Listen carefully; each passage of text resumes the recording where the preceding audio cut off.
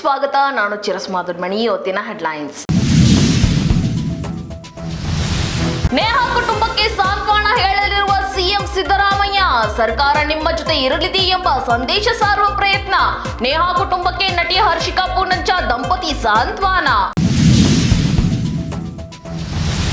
ಮಾಜಿ ಕಾರ್ಪೊರೇಟರ್ ರಾಮಚಂದ್ರ ಮನೆ ಮೇಲೆ ದಾಳಿ. ರಾತ್ರಿ 10 ಗಂಟೆ ವೇಳೆಗೆ ಚುನಾವಣಾ ಅಧಿಕಾರಿಗಳಿಂದ ಪರಿಶೀಲನೆ. ದಾಳಿ ಬಳಿಕ ಬಿಜೆಪಿ ಮುಖಂಡ ರಾಮಚಂದ್ರ ಏನ್ ಹೇಳಿದ್ರು ಗೊತ್ತಾ? ಮಾಜಿ ಕಾರ್ಪೊರೇಟರ್ ಗಂಗಾಧರ್ ಮನೆಯಲ್ಲಿ ಐಟಿ ದಾಳಿ ಅಂತ್ಯ. ಸತತ 12 ಗಂಟೆಗಳ ಶೋಧನೆ ನಡೆಸಿರುವ ಐಟಿ ಅಧಿಕಾರಿಗಳು. ಬಿಜೆಪಿ ವಿರುದ್ಧ ಮಾಜಿ ಕಾರ್ಪೊರೇಟರ್ ಗಂಗಾಧರ್ ವಾಗ್ದಾಳಿ. ಮನೆ ಮಾಲೀಕನಿಗೆ ಗನ್ ತೋರಿಸಿ ದರೋಡೆ ಮಾಡಿದ ಗ್ಯಾಂಗ್. ಸುಮಾರು 40 ಲಕ್ಷ ರೂಪಾಯಿ ದರೋಡೆ ಮಾಡಿ ಎಸ್ಕೇಪ್ ಆದ ಖತರ್ನಾಕ್ಗಳು. ಮನೆಯಲ್ಲಿ ಯಾರೂ ಇಲ್ಲ ಎಂದು ಎಂಟ್ರಿ ಆಗಿದ್ದ ಗ್ಯಾಂಗ್ ಇಂದ ದರೋಡೆ. ಮತ್ತೊಮ್ಮೆ ಹೈದರಾಬಾದ್ ತಂಡ ಎದುರಿಸಲು ಆರ್ಸಿಬಿ ರೆಡಿ. ಕಳೆದ ಬಾರಿಗೆ ಪಂದ್ಯದಲ್ಲಿ ಐತಿಹಾಸಿಕ ರನ್ ಕಲೆ ಹಾಕಿದ್ದ ಎಸ್ಆರ್ಎಚ್ ವಿರುದ್ಧ 24 ಪಂದ್ಯಗಳಲ್ಲಿ 13 ಮ್ಯಾಚ್ ನಲ್ಲಿ ಸೋತಿರುವ ಆರ್ಸಿಬಿ.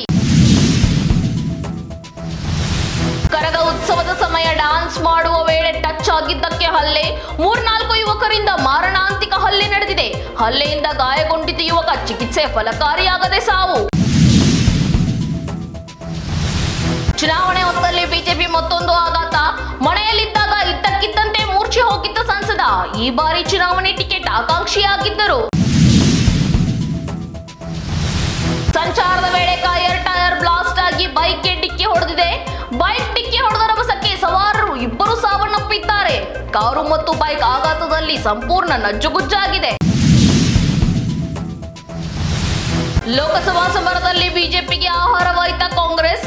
ಬಿಜೆಪಿ ಪಾಲಿಗೆ ಪತ್ರೋಡೆಯಾದ ಸ್ಯಾಮ್ ಪಿತ್ರೋಡ್ ಸ್ಟೇಟ್ಮೆಂಟ್. ಇಡೀ ದೇಶಾದ್ಯಂತ ಪಿತ್ರಾರ್ಜಿತ ಆಸ್ತಿ ತೆರಿಗೆ ಜಾರಿ ಕುರಿತು ಚರ್ಚೆ. ಬಹಿರಂಗ ಪ್ರಚಾರಕ್ಕೆ ತೆರೆ ಬಿದ್ದರೂ ತಲೆ ಹಾಕದ ಸುಮಲತಾ. ಕುಮಾರಸ್ವಾಮಿ ಪರ ಪ್ರಚಾರಕ್ಕೆ ಬಾರದ ರೆಬೆಲ್ ಲೇಡಿ. ಸುಮಲತಾ ಸೈಲೆಂಟ್ ಸೂತ್ರವೇ ಕಾಂಗ್ರೆಸ್ ಬಿಗ್ ಅಸ್ತ್ರ.